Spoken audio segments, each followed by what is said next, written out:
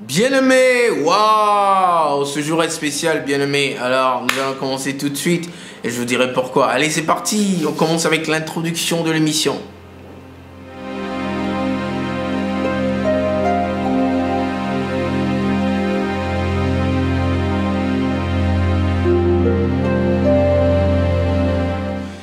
Bienvenue encore une fois, bien-aimés, dans un nouvel épisode spécial de Adat Études aujourd'hui.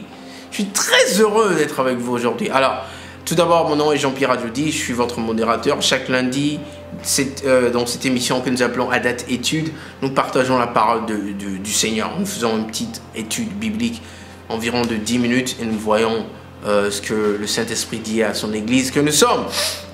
Cet épisode est spécial Passover, spécial Pâques. Et oui.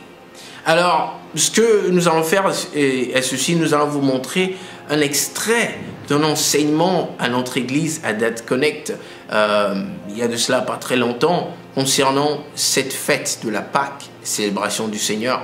Et nous allons retrouver un peu après. Mais tout d'abord, j'aimerais qu'on lise un peu, que nous imprégnions de ce que c'est que cette fête, au cas où vous ne savez pas. Et nous allons partir dans le livre de Exode, le chapitre 12, bien aimé. Exode, le chapitre 12, nous allons lire les versets 1 à 11 pour que nous comprenions bien. Allez, c'est parti, nous lisons. L'Éternel dit à Moïse et à Aaron dans le pays d'Égypte: ce mois-ci sera pour vous le premier des mois, il sera pour vous le premier des mois de l'année. Parlez à toute l'assemblée d'Israël et dites: le 10e jour de ce mois, on prendra un agneau pour chaque famille, un agneau pour chaque maison. Si la maison est trop peu nombreuse pour un agneau, on le prendra avec son plus proche voisin. Selon le nombre des personnes, vous compterez pour cet agneau d'après ce que chacun peut manger.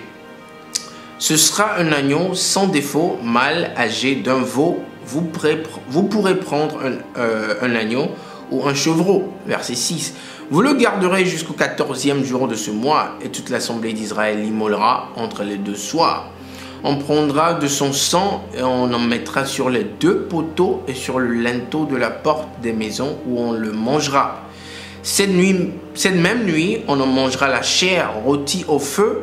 On la mangera avec des pains sans levain et des herbes amères. Vous ne le mangerez point à demi cuit et bouilli dans l'eau, mais il sera rôti au feu avec la tête, les jambes et l'intérieur. Vous n'en laisserez rien jusqu'au matin. Et s'il en reste quelque chose le matin, vous le brûlerez au feu. Verset 11. Quand vous le mangerez, vous aurez vos reins sains, vos souliers aux pieds et votre bâton à la main, et vous le mangerez à la hâte. C'est la Pâque de l'Éternel. Voilà les instructions de l'Éternel à Moïse et à Aaron pour célébrer la Pâque de l'Éternel. La Pâque de l'Éternel, c'est maintenant, bien-aimés. Et pour vous préparer pour cela, comme je l'avais dit, voilà un extrait d'un enseignement sur Passover, qui est la Pâque en anglais, à notre église, il y a de cela pas très longtemps. On se retrouve après. I believe that we're living in a dispensation where God's true knowledge, or rather what He has actually said, has been consumed into hyper-spirituality. Hyper-spirituality, boy. We have created two worlds for ourselves. One where we want to see everything spiritually, and the other one where we want to live. These two worlds. We apply the spiritual to where we live so that our outcome could be better. And we live out our lives with the hopes of one day attaining a spiritual heavenly abode outside of this world full of lust and of flesh, from the temptations that make us fail every day. That's heaven. We are not understanding the life we've been given. We are not understanding the institution of what God has ordained. We are reaching and grasping for deliverance after deliverance, allowing such messes to take us where we don't want to be. Over and over. It's proven by offense.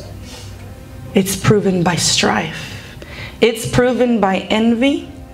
It's proven and proven and proven. All the deeds of your flesh prove that we have not understood God's ordination. Yeshua said, be ye perfect as my Father in heaven. Has anyone attained it? No, not yet. Not one? Oh, you want to quote back to me and say, all have sinned and come short of His glory.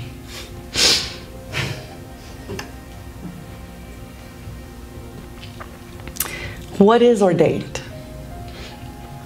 Ordained means to anoint.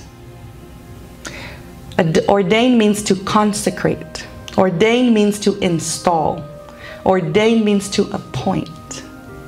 All those words mean ordain. It means to establish. It also means to prescribe. It is a ruling and it is an order. It is not just something that comes on us for spirituality. A ruling and an order. How can that come upon you for spirituality? It is not just for your spiritual being. Ordination is beyond spirituality.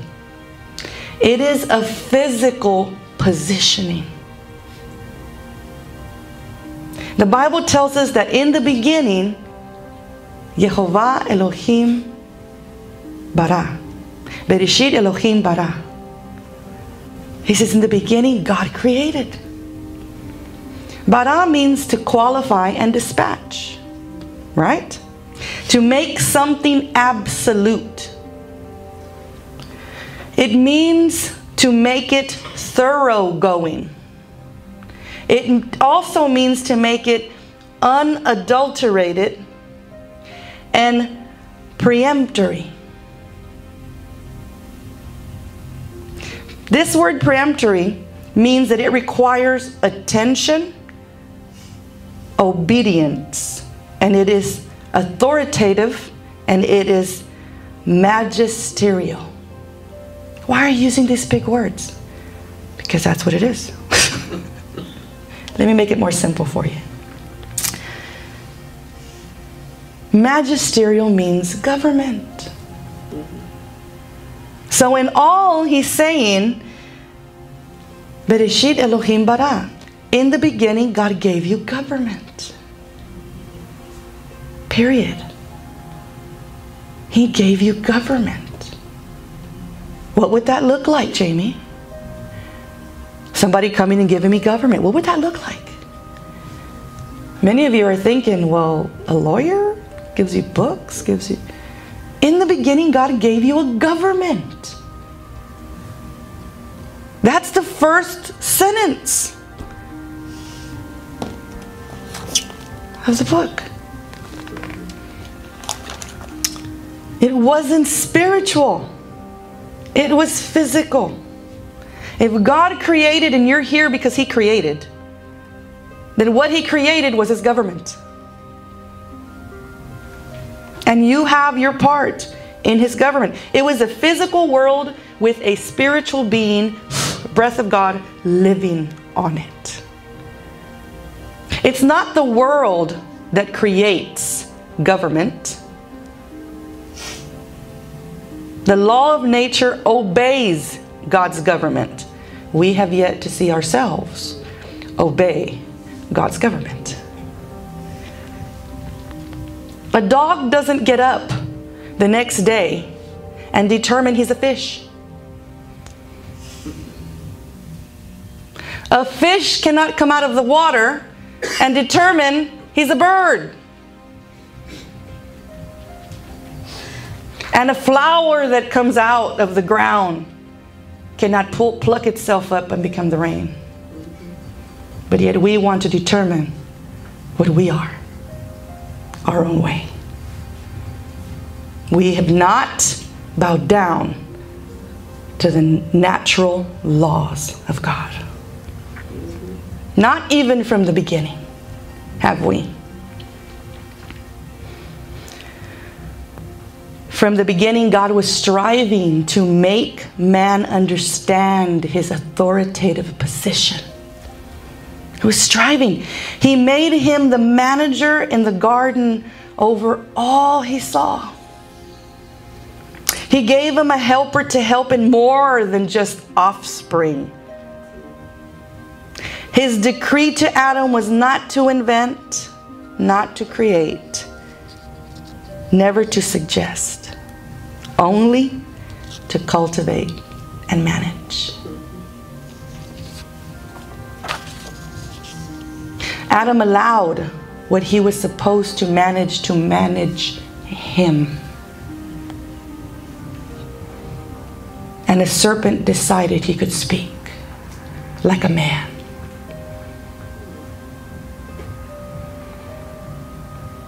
And he lost his position that he once held with God. He lost it, and we ended up in this day needing a savior because of a talking serpent. How'd you feel if your dog talked to you tomorrow? Hey, wake up, you haven't fed me. Hey, I want water.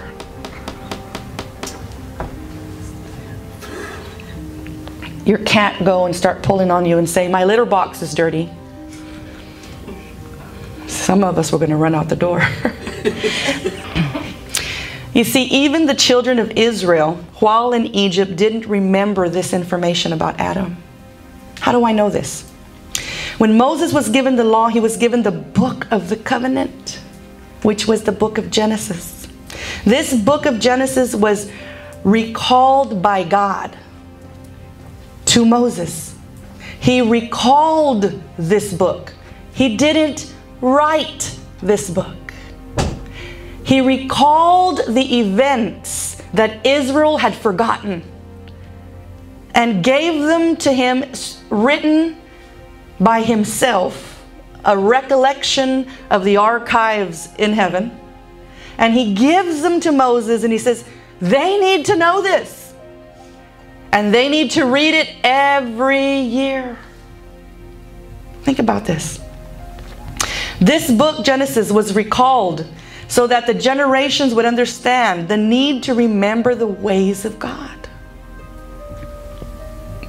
Egypt had disqualified its inhabitants, the Israelites, from the covenant. They had disqualified Israel from the knowledge of where they came from. Wow, bien aimé, je sais, et c'est très difficile d'arrêter cet enseignement ici, mais compte tenu du temps, nous étions obligés de le faire. Mais ne vous inquiétez pas, nous sommes en train de mettre par ici, en haut, ici, pour vous, à droite, le lien de tout l'enseignement. Donc après cet épisode, allez cliquer sur ce lien et regardez tout l'enseignement. Et nous prions que cela vous bénisse abondamment. Alors, merci beaucoup. Bonne célébration de la Pâque, en tout cas. Et que le Seigneur vous bénisse en cette célébration spéciale pour lui. Et restez sur notre page. Nous partagerons quelques informations encore davantage pour cette célébration pour vous aider à la célébrer en bonne et due forme. Merci beaucoup, encore une fois, de votre attention. Passez une excellente fin d'après-midi, une excellente semaine. Et on se retrouve la semaine prochaine, le lundi prochain, à la même heure, sur la même page, pour un nouvel épisode. Allez, shalom.